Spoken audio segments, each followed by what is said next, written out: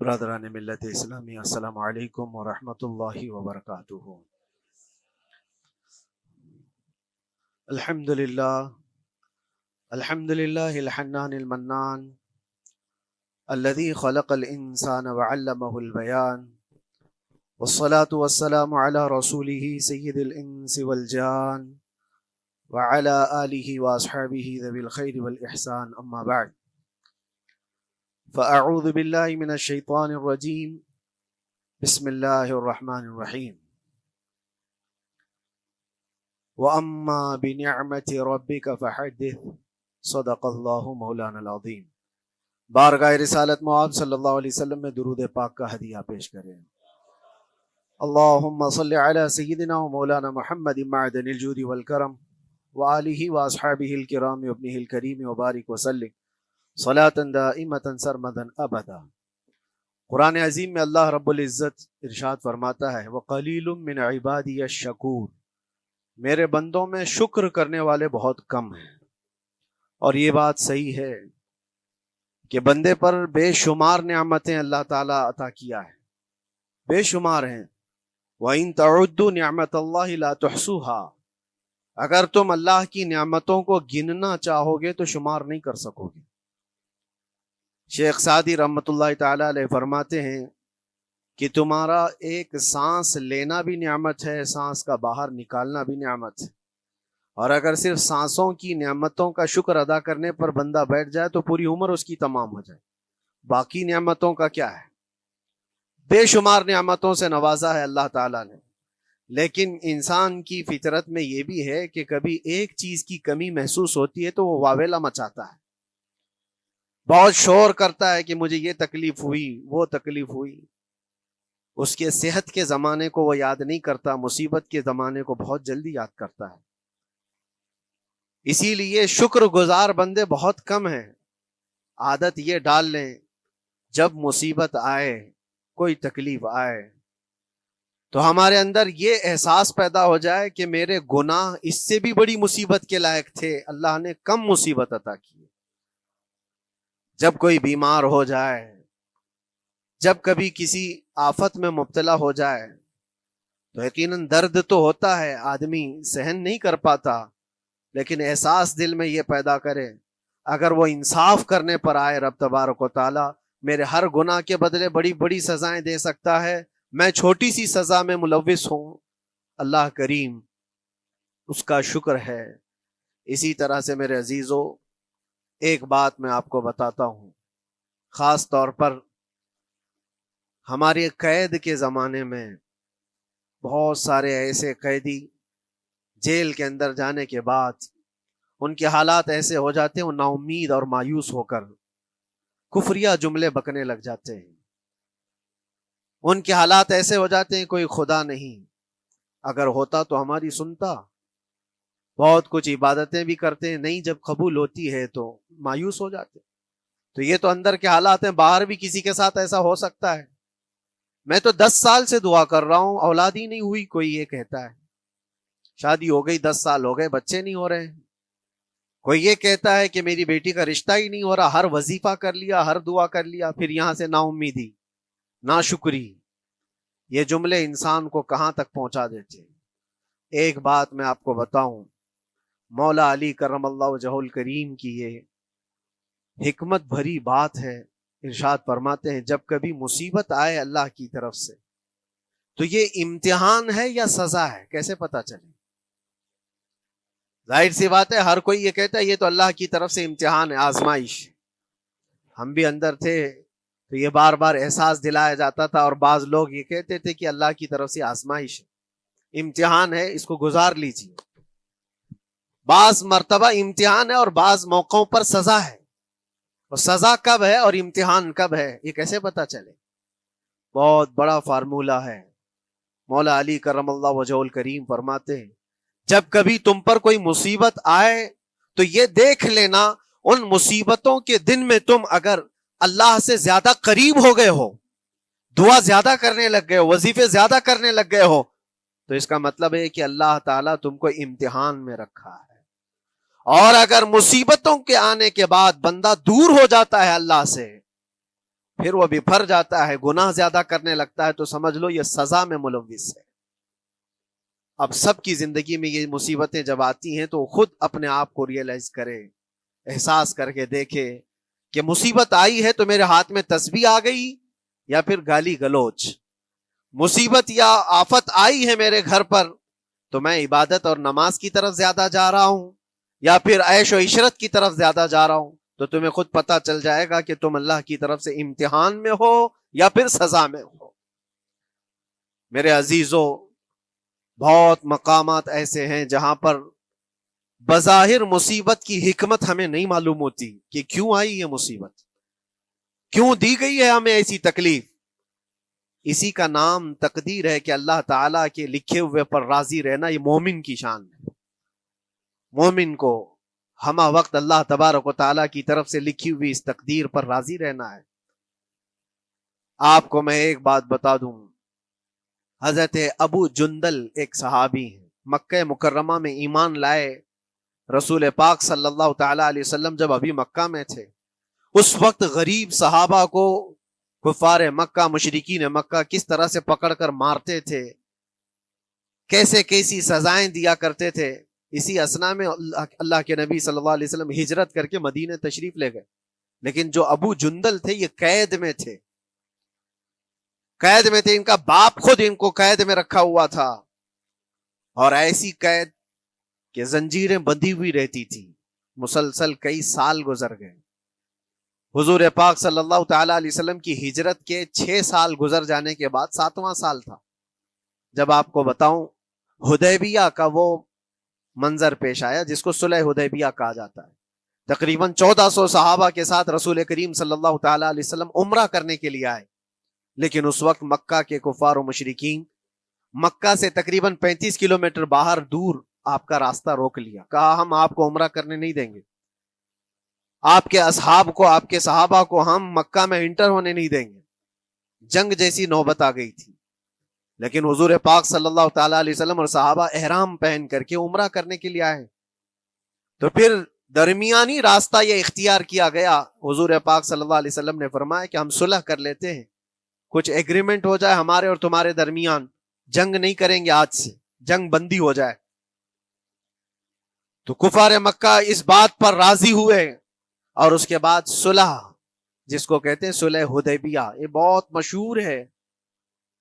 صلح حدیبیہ ہوئی، اس میں سارے پوائنٹس جو لکھے گئے تھے ایگریمنٹ کے اندر وہ سب مکہ والوں کی حمایت میں زیادہ تھے، دبا کر کے انہوں نے صلح کی تھی اس طرح سے ان کے زوم کے مطابق، یعنی اگر کوئی مکہ سے بھاگ کر مدینے جائے تو انہوں نے ایگریمنٹ میں لکھایا تھا کہ آپ کو وہ شخص ہمیں واپس کرنا پڑے گا، اور اگر مدینے سے کوئی بھاگ کر ہمارے پاس آئے تو ہم اس کو اپنے پاس رکھیں گے، ہم باہر واپس نہیں بھیجیں گے۔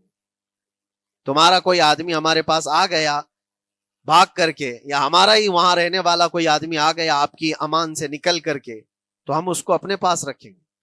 ایسی بہت ساری شرطیں تھیں، میں کیوں کہہ رہا ہوں یہ بات سن لیجیے۔ یہ صلح حدیبیہ ہو گئی، ایگریمنٹ ابھی لکھا جانا تھا، وہ ابو جندل صحابی جو کئی سالوں سے مکہ میں قید میں تھے، زنجیریں توڑ کر کے وہ باہر نکل آئے، اور جب ان کو یہ خبر ملی کہ مکہ سے 35 کلومیٹر دور اللہ کے نبی صلی اللہ تعالیٰ علیہ وسلم اپنے صحابہ کے ساتھ پڑاؤ ڈالے ہوئے ہیں اور تشریف لانے والے ہیں، کسی طرح بچ بچاتے ہوئے وہ وہاں پہنچ گئے حدیبیہ کے مقام پر۔ جیسے ہی وہ پہنچے صحابہ میں ایک شور ہو گیا، صحابہ جانتے تھے کہ کتنے سالوں سے ابو جندل قید میں ہے، طرح طرح کی اذیتیں اٹھاتا ہے، بہت مصیبتیں اٹھائی ہیں ابو جندل۔ دیکھا ان کے جسم پر پورے زخموں کے نشان تھے، ہاتھوں اور پیروں میں زنجیریں لٹکی ہوئی تھیں۔ وہ اسی حالت میں صحابہ کے پاس آ گئے، صحابہ سب نے سینے سے سینہ لگایا، استقبال کیا، ابو جندل تم آ گئے ہمارے پاس، آ گئے۔ اب بات سنو، بڑی حیرت کی ہے، ایگریمنٹ لکھا جا رہا تھا اور ابو جندل مکہ سے فرار ہو کر کے آئے تھے۔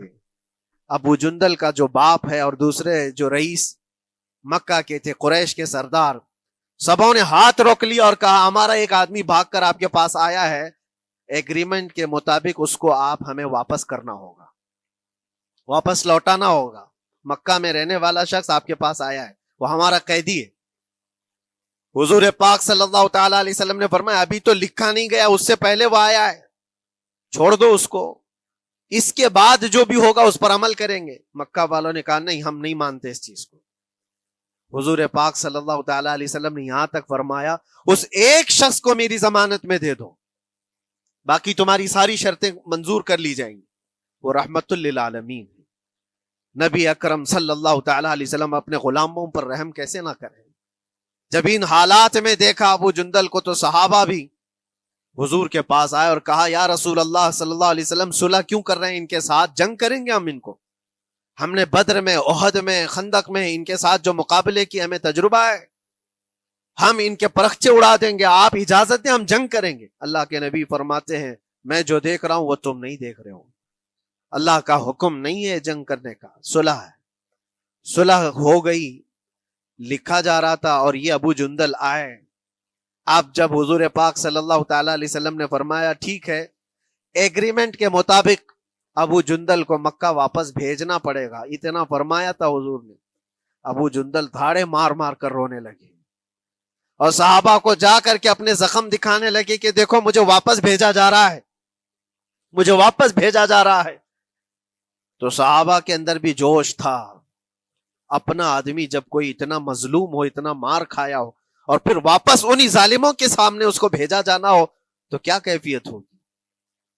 تو وہ ابو جندل سارے صحابہ کے بیچ میں چھپ چھپاتے ہوئے رو رہے تھے۔ اللہ کے نبی صلی اللہ علیہ وسلم تشریف لائے اور فرمایا ابو جندل میں کہہ رہا ہوں واپس چلے جاؤ، واپس جاؤ، مکہ جاؤ۔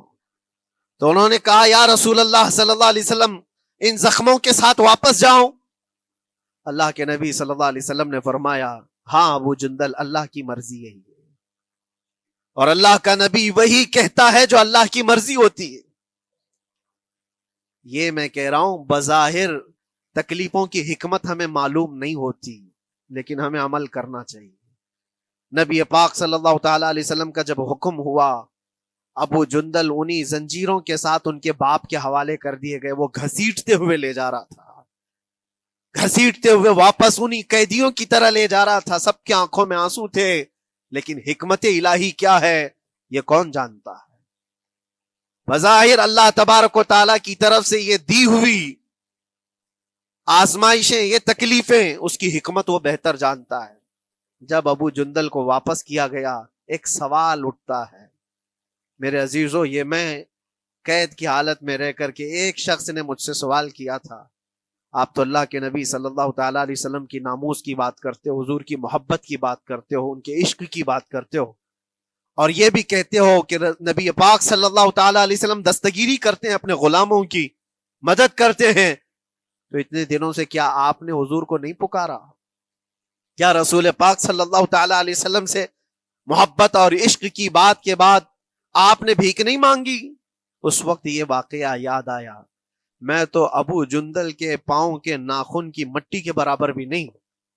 وہ صحابی رسول تقریباً ان کے متعلق کہا گیا ہے 6 سے 8 سال تک وہ ان کی قید میں رہے، تو کیا رسول پاک صلی اللہ علیہ وسلم کو خبر نہیں تھی؟ خبر تھی، لیکن ہوتا ایسا ہے کہ جو جتنی محبت کرتا ہے اتنے ہی امتحانوں سے گزارا بھی جاتا ہے، اس کو امتحان دینے پڑتے ہیں۔ اسی لیے بار بار میں یہ بات کہتا ہوں، حضور پاک صلی اللہ تعالی علیہ وسلم کی ناموس کی بات کرنا، عظمت رسالت کی بات کرنا، یہ حلوے پراٹھے کھانے کا نام نہیں ہے، یہ شہادت گہے الفت میں ہے قدم رکھنا۔ لوگ آسان سمجھتے ہیں مسلمان ہونا، حضور پاک صلی اللہ تعالی علیہ وسلم کی شریعت طاہرہ کو بچانے کے لیے ہی تو، حضور کی ناموس کی حفاظت کے لیے ہی تو مولا امام حسین نے اپنی گردن دے دی، اپنے بچوں کی قربانی دے دی، اپنا عیش آرام سب تیاگ دیا۔ یہ ساری قربانیوں کے بعد ہی اس امتحان سے بندہ نکلتا ہے۔ وہ امام احمد بن حنبل جن کے سینے میں 5 لاکھ حدیثیں محفوظ تھیں، رسول پاک صلی اللہ علیہ وسلم کی 5 لاکھ حدیثوں کے حافظ، لیکن بغداد کے ظالم حکمرانوں نے ان کو ننگی پیٹھ پر کوڑے مارے ہیں، پہلی مرتبہ 100 کوڑے، دوسری مرتبہ پھر 100 کوڑے، تیسری مرتبہ پھر 100 کوڑے، اتنے میں تو آدمی مر جاتا ہے۔ امام احمد بن حنبل کی پیٹھ جھک گئی تھی۔ میرے عزیزو، یہی ہے جس کو ہم کہہ رہے ہیں شہادت گہے الفت میں ہے قدم رکھنا۔ اگر تم سچا ایمان رکھتے ہو تو پھر آزمائش بھی ہوگی، اللہ کریم قرآن میں فرماتا ہے وَلَيَعْلَمَنَّ اللَّهُ الَّذِينَ صَدَقُوا وَلَيَعْلَمَنَّ الْكَاذِبِينَ، اللہ تبارک و تعالیٰ ضرور آزمائے گا سچا کون ہے اور جھوٹا کون ہے۔ مصیبتیں آئیں گی، آندھیاں آئیں گی، لیکن جمے رہو، ڈٹے رہو، اللہ رب العزت سے کبھی بھی اپنا رشتہ نہ توڑو، اور جو تمہارے اندر ایمان ہے، توکل اور یقین ہے، ذرا برابر بھی فرق آنے نہ پائے۔ آج نہیں قبول ہوئی کل ہوگی، کل نہیں قبول ہوئی پرسوں ہوگی، کبھی نہ کبھی تو دعا قبول ہوگی۔ دنیا داروں کے دروازے کھٹکھٹاتے ہیں تو ایک نہ ایک دن دروازہ کھلتا ہے، وہ ارحم الراحمین ہے، وہ ارحم الراحمین ہے، دروازے کھولتا ہے، لیکن وہ بہتر جانتا ہے کس وقت دروازہ کھلنا چاہیے۔ ہم اپنی مرضی کے مطابق رب کو نہیں چلا سکتے، مولا تعالیٰ جیسا چاہے ہمیں ویسا چلنا چاہیے۔ ایک بات اور میں بتا دوں سید، یہ تو دوسرے لوگوں کی بات ہے جس میں ہمارے قصور ہیں، ہمارے جرم ہیں، ہمارے گناہ ہیں، جس کی وجہ سے مصیبتیں آئیں گی، لیکن اللہ کے نبی کا کوئی گناہ نہیں ہوتا۔ جو نبی ہوتے ہیں وہ معصوم ہوتے ہیں۔ سیدنا یوسف علیہ الصلوۃ والتسلیم اللہ کے نبی، اللہ کے نبی ابراہیم علیہ السلام کے بیٹے اسحاق علیہ السلام، اسحاق علیہ السلام کے بیٹے یعقوب علیہ السلام، یعقوب علیہ السلام کے بیٹے یوسف علیہ السلام، جن کی نسل میں انبیاء کرام، جو پورا خاندان نبوت کا ہے، وہ یوسف علیہ السلام کن کن مقامات سے گزارے گئے۔ پہلے بھائیوں نے کنویں میں پھینک دیا، اور اس کے بعد اس زہریلے کنویں سے وہ نکالے گئے۔ جنگل میں کوئی نہیں تھا جب ان کے بھائیوں نے کنویں میں پھینکا تھا۔ اس وقت ایک قافلہ جا رہا تھا، انہوں نے ڈول ڈال کر کے نکال لیا اور پھر لے کر کے گئے۔ یہاں سے کنویں سے تو نکالے، لیکن آگے کی زندگی کیا ہے؟ مصر کے بازار میں لے جا کر قافلے والوں نے بیچ دیا۔ یوسف علیہ السلام پھر خریدے گئے، کس کے ہاں؟ عزیز مصر، بادشاہ مصر کے گھر میں، اور وہاں پر زلیخا آپ پر فدا ہوئی۔ پھر آپ پر الزام بھی لگایا گیا، اور اس الزام کی بنیاد پر آپ کو جیل بھیجا گیا۔ اللہ کے نبی کے دامن پر پیوند تو ہو سکتا ہے، دھبا نہیں ہوتا۔ کسی گناہ کا تصور بھی وہ نہیں کرتے، وہ معصوم ہوتے ہیں، لیکن بغیر کسی قصور کے، بغیر کسی جرم کے آپ کو جیل بھیجا گیا۔ یوسف علیہ الصلوۃ والتسلیم جیل جب گئے، وہ نبی ہو کر کے، اور اس کے بعد دن کٹتے رہے۔ دن کیسے؟ ہفتے، ہفتے کیا مہینے، مہینے کیا سال۔ یوسف علیہ الصلوۃ والتسلیم کے 7 سال گزر گئے۔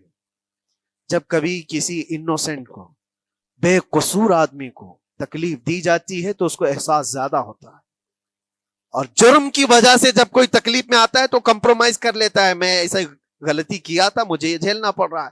لیکن جس کا جرم ہی نہیں، نہ کردہ گناہ کی سزا جب دی جاتی ہے، بندہ بہت بکھر جاتا ہے، ٹوٹ جاتا ہے۔ لیکن وہ اللہ کے نبی تھے، توکل کیسا تھا، یقین کیسا تھا، صبر کے ساتھ نکالے۔ لیکن ایک بہت پیاری بات ہمیں ملتی ہے میرے عزیزوں، وہاں قیدی اور بھی تھے، اور یوسف علیہ السلام کو اللہ تعالیٰ نے ایک معجزہ عطا کیا تھا۔ وہ خوابوں کی تعبیر سچی سچی بتاتے تھے۔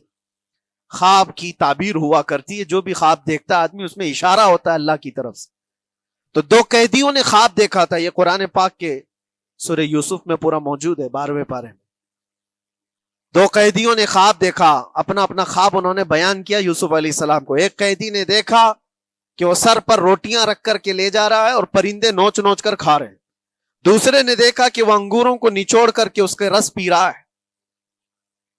تو انہوں نے بتایا یوسف علیہ السلام کے پاس، ایسا ایسا ہم نے خواب دیکھا ہے، اس کی تعبیر کیا ہو سکتی ہے؟ سیدنا یوسف علیہ السلام فرماتے ہیں، میں دونوں کے خواب کی تعبیر بتاؤں گا، لیکن اس میں سے ایک بندہ، اس سے آپ نے کہا تو وعدہ کر کے میرا بھی کام کرے گا، میرا بھی ایک کام ہے تو کرے گا۔ 7 سال گزر گئے تھے، جو بادشاہ مصر تھا وہ بھی بدل چکا تھا، جس نے قید میں ڈالا تھا وہ ختم ہو گیا، دوسرا آیا، تیسرا آیا، جو بھی آیا، لیکن حکومت بدلی ہوئی تھی۔ تو خواب کی تعبیر بتانے سے پہلے ایک قیدی سے یوسف علیہ السلام نے کہا کہ میرا کام تو کرے گا؟ اس نے کہا ہاں، آپ جو کہیں گے میں کروں گا۔ تو سنو، تعبیر یہ ہے، جس کے سر پر روٹیاں رکھی ہوئی اور کوے کھا رہے تھے یا پرندے کھا رہے تھے، اس کی تعبیر یہ ہے کہ عنقریب تجھ کو موت کی سزا سنائی جائے گی۔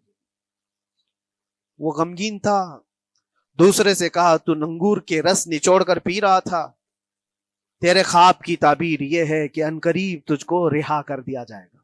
تو آزاد ہوگا، اور تجھ سے ہی میرا کام یہ ہے کہ آزاد ہو کر جائے گا تو تو موجودہ وقت کے جو بادشاہ ہے شاید اس کی فوج میں شامل ہو جائے یا اس کے سپاہیوں میں یا وزیروں میں، تو میری یہ بات اس تک پہنچا دینا پچھلے 7 سالوں سے بے گناہ بے قصور ایک قیدی اندر ہے، اس کو آزاد کر دیا جائے، اس کو آزاد کر دیا جائے۔ اس نے کہا بالکل، اگر میں چھوٹا تو آپ کا ایک کام ضرور کروں گا۔ سنیے بات، چند دن نہیں گزرے تھے کہ اس ایک قیدی کو موت کی سزا ہو گئی، اس کو موت کی سزا سنائی گئی اور پھانسی ہو گئی۔ دوسرا یہ جو قیدی جس کو آپ نے رہائی کی خوشخبری دی تھی، اس کی بھی رہائی کی خوشخبری آ گئی، وہ آزاد ہو گیا۔ لیکن قرآن پاک میں ہے آزاد ہو کر جب جاتا ہے آدمی تو پچھلا بھول جاتا ہے، اکثر ایسا ہی ہوتا ہے۔ کیا جیل کے دوست کون تھے کیا تھے کچھ پتا نہیں، اور آدمی تو یہ سوچتا ہے دوبارہ کبھی ادھر کے دروازے کو بھی نہ دیکھو، آیا اور بھول گیا۔ یوسف علیہ السلام نے جو کام دیا تھا وہ بھول گیا، یہاں تک کہ قرآن میں اللہ فرماتا کئی سال گزر گئے، 1-2 دن نہیں سالوں گزر گئے، اور وہ بادشاہ کی فوج میں شامل تھا یا بادشاہ کے مصاحبین میں شامل تھا، قریبی لوگوں میں۔ ایک زمانے کے بعد مدت ہوئی، اور اس وقت سوچیے آپ کتنا وقت حضرت یوسف علیہ السلام نے کاٹا ہوگا۔ ایک دن آپ بے اختیار رو پڑے اللہ کی بارگاہ میں۔ یہ میں آپ کو بتا رہا ہوں، کبھی کبھار انسانی فطرت کا تقاضا ہے، اللہ تبارک و تعالیٰ کی بارگاہ میں رو پڑے اور کہا اے رب العالمین، اے ارحم الراحمین، یہ دن کب ختم ہوں گے؟ یہ جس طرح سے مجھے جیل کی سلاخوں کے پیچھے بند کیا گیا ہے، ان مصیبتوں سے کب آزادی ہوگی میرے مولا یا ارحم الراحمین؟ جواب رب تعالیٰ کی طرف سے آیا، یہ ہمارے اور آپ کی بات نہیں ہے، یہ اللہ کے نبی کی بات ہے۔ اب سنو، یوسف علیہ السلام کو جواب آیا، اے یوسف، جب تجھے جیل سے نکلنا ہی تھا، تجھے باہر جانا ہی تھا، تو دنیا کے بادشاہ کے پاس سامنے کیوں ریکویسٹ رکھا، میرے سامنے رکھ دیا ہوتا۔ اللہ اکبر، یہ توکل کا اعلیٰ درجہ ہے۔ اتنی مصیبتوں کے بعد بھی تم نے اس سپاہی کو کیوں اپنا قاصد بنا کر بادشاہ کے سامنے بھیجا کہ میری آزادی ہو جائے؟ یوسف علیہ السلام بہت روئے، سجدے میں گر کر کے مولا مجھے معاف کر دے، اور میرے ہر شے کا تو مالک ہے، اب میں زندگی بھر قید میں رہوں یا آزاد رہوں یہ تیری مرضی پر ہے۔ میرے عزیزو، پھر یوسف علیہ السلام کے ساتھ کیا ہوا؟ بادشاہ نے خود ایک خواب دیکھا اور وہ پریشان تھا، خوابوں کی تعبیر کوئی بتا نہیں رہا تھا۔ تب اس قیدی کو چھوٹے ہوئے کو یاد آئی بات کہ جیل میں ایک آدمی ہے جو سچی تعبیر بتاتا ہے۔ پھر اس نے بادشاہ سے کہا ایک قیدی بہت شریف اور صالح ہے، وہ سچی تعبیر بتائے گا، آپ کہے تو میں اس کو لے آؤں، اور اس نے مجھے یہ کہا بھی تھا کہ اس کو آزاد کرنا ہے، آپ کے پاس ریکویسٹ رکھنی ہے کہ وہ بے قصور قید میں ہے۔ بادشاہ نے معلومات حاصل کی اور اس کے بعد پروانہ دے دیا کہ اس قیدی کو آزاد کیا جائے جس کو بے قصور رکھا گیا ہے، اور میرے خواب کی تعبیر بتائی جائے۔ یوسف علیہ الصلوۃ والتسلیم کو لوگ آئے لینے کے لیے۔ اب یہاں منظر اور ہے میرے عزیزوں، کہا کہ بادشاہ نے خواب دیکھا، اس کی تعبیر بتائے۔ آپ نے تعبیر تو بتا دی کہ کیا ہونے والا ہے اگلے 7 سالوں میں بادشاہ کے ساتھ، یہ ساری تعبیر بتائی، لیکن جب آزاد کرنے کی بات آئی تو آپ نے کہا رہنے دو، اب مجھے قید میں رہنے دو، اس لیے کہ آپ کو یہ احساس ہوگا کہ میں بادشاہ کے پاس کیوں رکھا ہے اس مقدمے کو۔ لیکن بعد میں بادشاہ اور اس کے مصاحبین اور اس کے وزیر آپ کو اصرار کرتے ہوئے لے گئے اور لے جا کر کے سیدھے وزیر اعظم کے تخت پر بٹھا دی، سیدھے وزیر اعظم کے تخت پر بٹھا دیا۔ پھر رب تبارک و تعالیٰ نے فرمایا اے یوسف، جب تک ہم چاہیں تب اندر رہے گا آدمی، اور جب ہم چاہ لیں باہر تو پھر اپنی مرضی سے کوئی اندر بھی نہیں رہ سکتا۔ حقیقت ہے میرے عزیزو، جب مصیبتوں کے ختم ہونے کا وقت آئے پھر پوری دنیا کھڑی ہو کر کے بھی تم کو مصیبت نہیں دے سکتی۔ تکلیف نہیں دے سکتی. اور رب تبارک و تعالیٰ نے فرمایا وَإِن يَمْسَسْكَ اللَّهُ بِضُرٍّ فَلَا كَاشِفَ لَهُ، اگر تم کو اللہ کی طرف سے کوئی مصیبت آئے تو کوئی اس کو ہٹانے والا نہیں ہے. وَإِن يَمْسَسْكَ اللَّهُ بِخَيْرٍ فَلَا رَادَّ لِفَضْلِهِ، اور اگر اللہ تبارک و تعالیٰ کوئی بھلائی کسی بندے کو دے دے تو دنیا کی کوئی طاقت اس کو روک بھی نہیں سکتی. آج اگر رب تبارک و تعالیٰ ہم کو کوئی مقام اور مرتبہ دے دے، کوئی عزت اور انعام دے دے، سارے کتے بھونکتے رہیں، اس انعام کو کوئی رد نہیں کر سکتا. اللہ تبارک و تعالیٰ کا دیا ہوا فضل اس کو کوئی کاٹ نہیں سکتا، اور اس کی دی ہوئی مصیبت کو کوئی دوسرا ٹال بھی نہیں سکتا. اسی لیے آؤ لگے رہو اسی بارگاہ میں اور عرض کرو کہ مولا مجھ سے جو خطائیں ہوئی ہیں اس کو درگزر فرما دے، اور جس طرح کی بھی تو زندگی دیا ہے یہ تیرا شکر ہے مولا. شکر ادا کرنے کی عادت ڈال لو. اللہ تبارک و تعالیٰ فرماتا ہے لَإِن شَكَرْتُمْ لَأَزِيدَنَّكُمْ، اگر تم شکر ادا کرو گے تو میں اور زیادہ عطا کروں گا، اور زیادہ عطا کروں گا. آج اگر تھوڑی سی مصیبت ہے تو شکر ادا کرو کہ مولا بڑی مصیبت تو نہیں آئی ہے، یہ بھی تیرا کرم ہے، تیرا احسان ہے. مصیبت زدہ لوگوں کو دیکھتا ہوں تو پھر میں یہ کہتا ہوں ہاتھ بھی سلامت ہے، پیر بھی سلامت ہے، آنکھ بھی سلامت ہے، زبان بھی سلامت ہے، دماغ بھی چل رہا ہے. کیا یہ شکر کرنے کا موقع نہیں ہے؟ یہ شکر کرنے کا مقام نہیں ہے؟ آؤ ہر دن اللہ کا شکر ادا کرو، شکایتیں کم کرو. اللہ تبارک و تعالیٰ کو یہ زندگی پسند ہے. وآخر دعوانا ان الحمد للہ رب العالمین. السلام علیکم.